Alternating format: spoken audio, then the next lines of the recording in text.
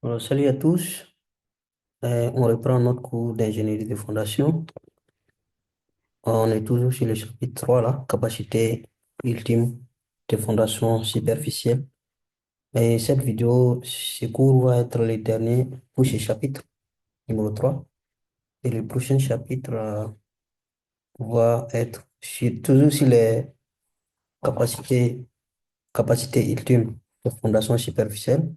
Mais là, on parlera des cas spéciaux, genre des fondations sur des sols à couches, bicouches, et des fondations sur des pentes. Souvent, vous avez des ponts qui sont fondés sur des pentes inclinées.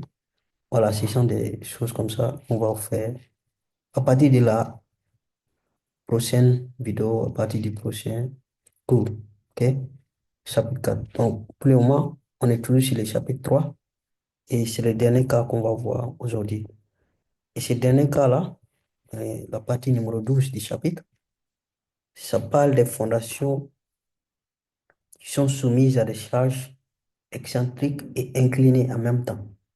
Donc, les cours précédemment, on avait parlé des charges excentrées, mais là, on va ajouter une couche de complications.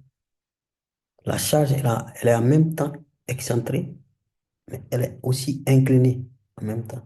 Donc, en ce moment, ça devient plus compliqué. Et on va voir dans ce cas de figure comment est-ce qu'on peut obtenir la capacité portante ultime de la fondation. OK? Donc,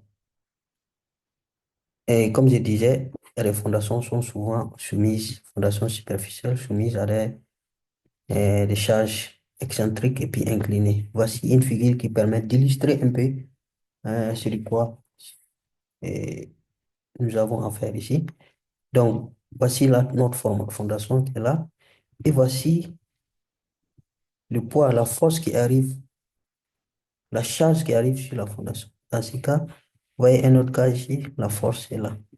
Donc, vous voyez ici que dans tous les deux cas, il y a une excentricité. Parce que le milieu, le centre de la semelle est là, cette ligne-là.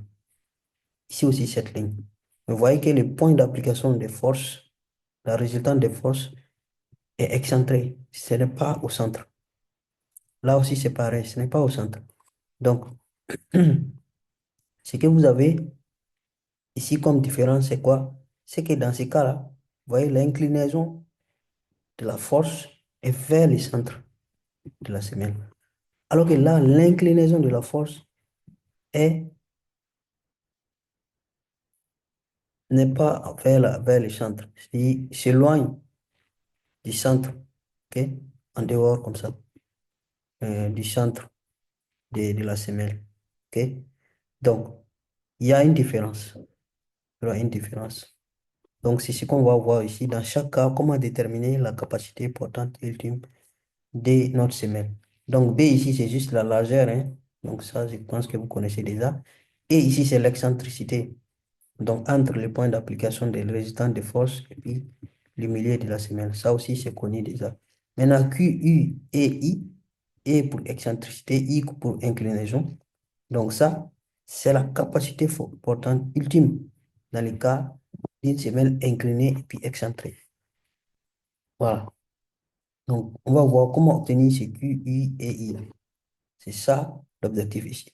Donc, quand on voit ici la ligne d'application de la charge ici est inclinée vers l'axe central. L'axe central est là. Là, je parle des petits A, cette partie-là. J'ai déjà expliqué ça, hein, mais je me répète, c'est pas grave. Incliné vers l'axe central. L'axe central est là. Donc, vous voyez la charge ici est inclinée vers l'axe central. Donc là, on va parler euh, des semelles partiellement compensées selon cette référence. Je ne sais pas si l'appellation était bien traduite. Donc, ça, c'est ce cas, partiellement compensé. Donc, l'autre cas, c'est ce cas-là. Là où l'inclinaison maintenant n'est pas vers la ligne centrale. OK? N'est pas vers l'axe central.